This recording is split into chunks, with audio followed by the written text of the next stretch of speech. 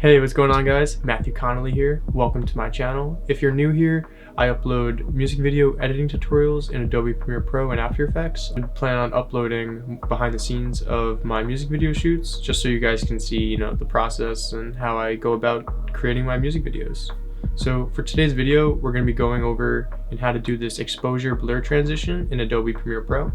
If you don't feel like watching the entire tutorial, I will be providing a preset down in the description below for you guys to purchase it. It's the best way to support the channel and it saves you guys some time. It's just a drag and drop preset. Let's hop into Premiere Pro and get started with today's video. Alright, so we have Premiere Pro opened up, and the first thing that we're going to do is find two clips, right? And once we have those two clips, we're going to drag them into our timeline and place the playhead right where those two clips meet each other. Once the playhead is right where the two clips meet each other, we're going to press Shift and left arrow key once to jump forward 5 frames. Then we're going to create a cut with either using the razor tool or, if you have a keyboard shortcut, you can use that. So we're going to create a cut, then we're going to go back to where those two clips meet each other, and we're going to press Shift right arrow key to jump forward 5 frames in the timeline. And we're going to create another cut. So with those two cuts, we're going to highlight them, right click, and press Nest. This is where we're going to be applying the transition on top of, and you can label that transition just so we know. Next, we're going to start applying effects onto that nested sequence. So for the first effect, we're going to search up Fast Blur, and it's under Obsolete Video Effects. And we're going to set a keyframe at the beginning for the blurriness, and it's going to be at 0. Then we're going to go right to where the clips, where the cut happens, and we're going to change that blurriness value to like 100. Then we're going to go to the end of that, and we're going to bring that value back down to 0, just so it has a nice fade out. Okay.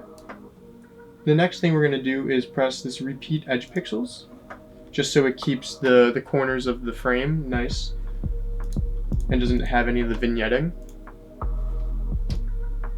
Okay, let's just play that back. Yeah, it's just very simple little blur transition, but we have a few more effects that we're going to add on top of that.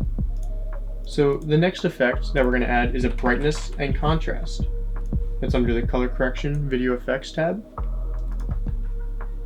We're going to keyframe the brightness and the contrast at the beginning. Make sure the values are set to 0 so the effect is not being applied. Then we're going to go right where the cut happens, and we're going to change those values to 100 and 75 for the contrast. Okay. Then we're going to go to the end, and we're just going to press this reset parameters button just so we can get a nice gradual fade out. So now we have like a flash and a little blur transition. Very simple.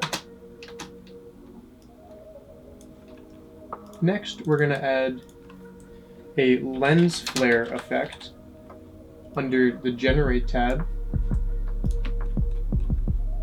So for this, we are going to be keyframing the flare brightness.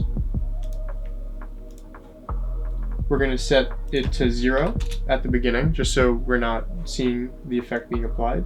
Then we're going to go right where the cut happens again. We're just going to boost that up to like 247. Okay. And then we're going to go to the end and bring that back down to 0. Next, we're going to change the lens type. We're going to do 105 prime.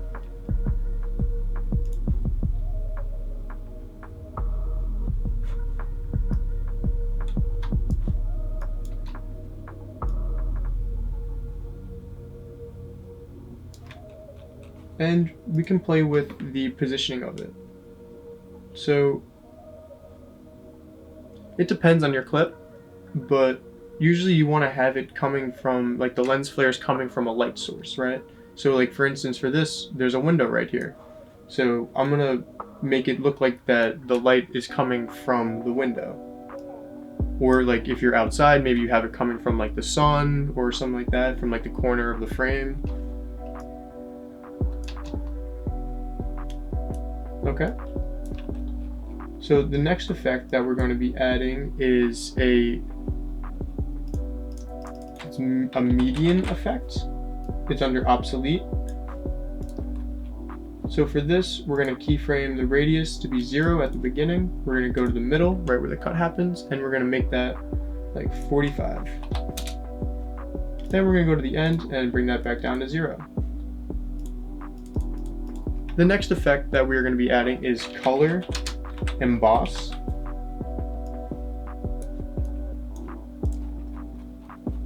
So for this, we're going to be keyframing the direction, the relief, the contrast, and blend with original. So let's just set keyframes for all of those at the beginning.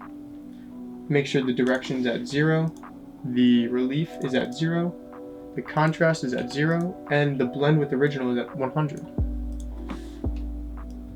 We're going to go to the middle, and we're going to change those values. So for the direction, 34, relief, 25, contrast, we can do like 35, and let's bring blend with original to 0. Then we're going to set those all back down to 0. Except for the blend with original, we're going to make that 100.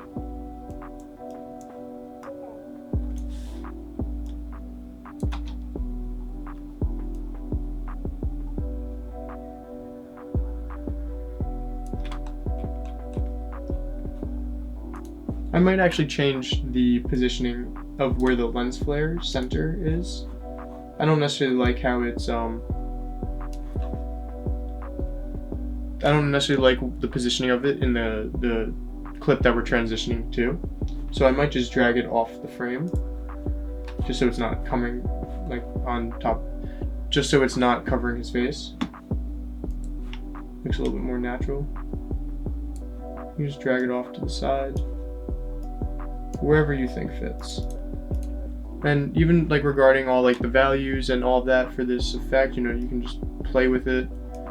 Some things work better for certain clips than others, and it's kind of just, you know, taking what I'm saying and using that as a guide to be able to create your own aesthetic and effect with what I'm telling you.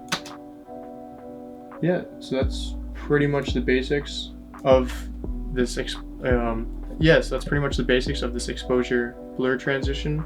Probably the next thing I would do is just like highlight it and then maybe just nest that again, and then maybe add like a transform effect or something, and then just do like a subtle like scale in just to add some more movement, specifically because this is a tripod shot and it's going from like a medium shot to like a close shot.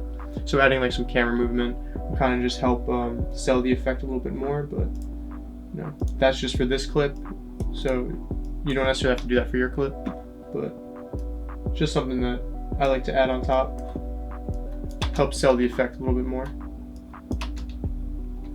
We add some motion blur, maybe make that like 180 for the shutter angle. So I hope you guys learned something new in today's video. If you did, please leave a comment down below and give the video a thumbs up. It really helps out the channel and I truly appreciate your support. Hope to see you guys next time. Peace.